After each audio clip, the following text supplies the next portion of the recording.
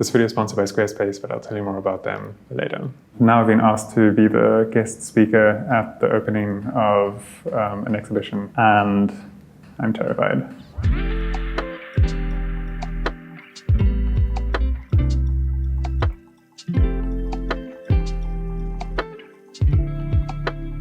Hi, I'm Jono, and if you're new here, I do pencil drawings. So I'm going to talk about something a little bit different in this video. I'm so insanely afraid of public speaking. And I thought that maybe this video can just be a little bit about the process of dealing with that fear. And I remember when I met Vivian, I was 15 years old. And one of the first things I told her was, under no circumstances could she let me speak in front of the class because I had this crippling fear of public speaking. And so Vivian contacted me a couple weeks ago asking if I would do a talk here today. And either Vivian forgot that crucial detail about my personality, or she's the kind of teacher who just never stops pushing her pupils to be the best that they can be. It started when I was 15 years old. I was doing a presentation in front of a class, and as I got up, I stood there and I had this out-of-body experience. I felt like I left my body and felt like I was maybe having a panic attack or something, but it was just crazy. I could see myself talking in front of the class. I was bright red, blushing, sweating, eyes watering, and people thought I was crying, and it was just absolutely horrible. And I ended up just stepping off the stage and going and sitting back at my desk and just like trembling. Subsequently after that, it started happening again every time I had to read or talk in front of the class. This weird thing was happening to me. I didn't know what to do. I spoke to the teachers and they just told me to get over it. It felt like I couldn't get over it. I wish I could. I used to really enjoy playing guitar and performing in front of people. And now this suddenly was a part of my life that it was this new thing that I just couldn't do. It even influenced me choosing drawing as a career. I really loved performing and playing music and singing in front of people. And then that suddenly just became the scariest thing that I could possibly do. I thought that maybe I could just do drawings and that would be like a creative expression of sorts, and I wouldn't have to talk. The drawings could do all the speaking for me. When I've shared this fear with people, they're often like, what are you talking about? You do videos on YouTube. Surely talking in front of people is fine. But it's really different. Talking to you through a camera feels a lot more controlled. I can do jump cuts if things don't feel the way that I want them to feel. And also if I'm feeling horrible on the day that I am trying to shoot a video, I can always just take a break, try and shoot it again. But the idea of speaking in front of people and just being trapped on that stage and you just have to perform now, I don't know, it just is the scariest thing in the world for me. So I decided to say yes. It's been one of those fears that I felt have been holding me back in a few aspects of my life. And so I just needed to push this. And I felt like I am finally ready to maybe confront this fear. And so I started writing my speech. I decided to prep quite a bit in advance and figure out what I wanted to say. And decided that I wanted to talk about creativity and playfulness.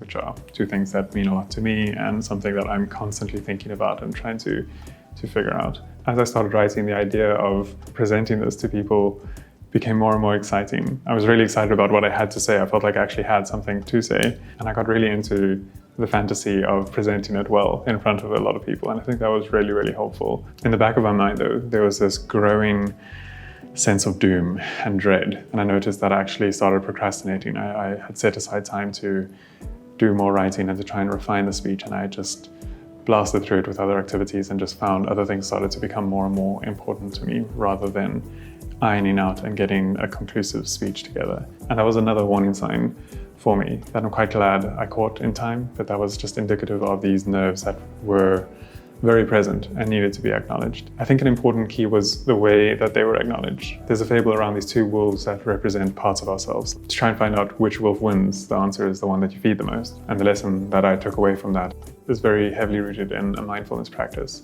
So being mindful of the narrative that I kept giving strength to or kept feeding, and that was more the narrative of, it'll be so nice if this talk goes well, if I'm able to get my message across. And every time the narrative of what happens if you freeze up on stage and you have a panic attack and just having this weird reaction, every time those thoughts came up, I'm very grateful that I managed to identify them, and I tried to just shift back to the positive narrative. I ended up only finishing the speech late on the Friday afternoon, but I put so much attention into it that I really did know what I was going to be talking about. I practiced the speech in the car on the way to Hermanus and just tried to make sure that I was familiar with all the points. It wasn't perfect, I was forgetting a bunch of parts, but I just kept bringing myself back and calming myself down, knowing that I had this piece of paper that I could always reference if I needed to. When I arrived there, I met up with James, and he was just this beacon of calm, which was also really helpful. We had a little chat before the exhibition. Talking on camera weirdly felt a bit more calming, which was great. Okay, so I've prepared my speech. There's a lot of people here, and I'm like dying of nerves as well. But I'm feeling like quite a lot of, what would you call it, like adrenaline, I guess. I'm hoping that pushes me through. Somewhere along the line, I was chatting to a lot of my friends, telling them how nervous I was for this and why it was a big deal for me. And someone said to just take it really slow, not feel shy about long pauses. And that was really helpful. I stood there and I spent a bit of time before I started speaking and just acknowledged the audience and the space. And then slowly started. I tried to be very mindful about slowly turning the page and taking my time to read and just understand what I wanted to say before I actually said it. I was panicking inside, but there was another force at work there, and that was this calm, slow undertone, which was offsetting the panic in a really helpful way. Thank you.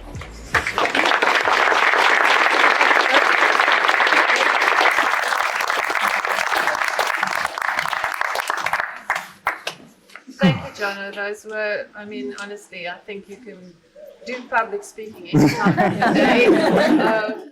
Afterwards, I still felt calm. There was a huge amount of adrenaline rushing through me. I was incredibly grateful that it was over, but I definitely feel like I can do it again. And that's really exciting for me. There's a lot of work I feel that can be done with being able to speak to people and being able to give back to communities and to exercise this a lot more. So a massive part of me is feeling extreme joy, and this is something I can overcome, and this is something I could actually do.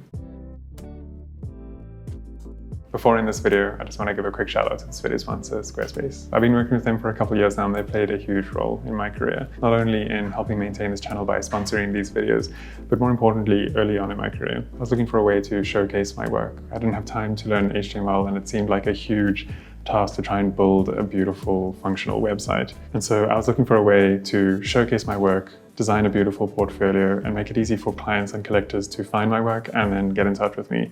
I found that Squarespace did that effortlessly. I never had to patch anything. I could register a domain with them or set up an online store, and most importantly, I could design a portfolio and show my work the way that I wanted to. Also, every time I got stuck, their amazing support team helped me out. So if you're looking at building a website, give Squarespace a try. And if you decide that you love them, use this offer code and get 10% off your first purchase. So there we go. This was one of the scariest things that I've had to try and face. And there's this afterglow having faced it and knowing that I could face it again.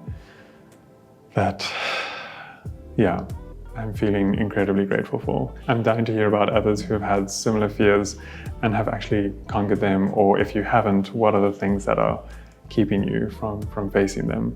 For me, the prospect of actually facing it was just impossible, and I actually can't believe that I threw myself in and did it. But anyway, let me know if you found this video helpful, if you're planning on doing something similar. I really hope that this can give you a little bit of strength to push through and to do it. As always, thanks for the support. I'll see you guys in the next one. Bye.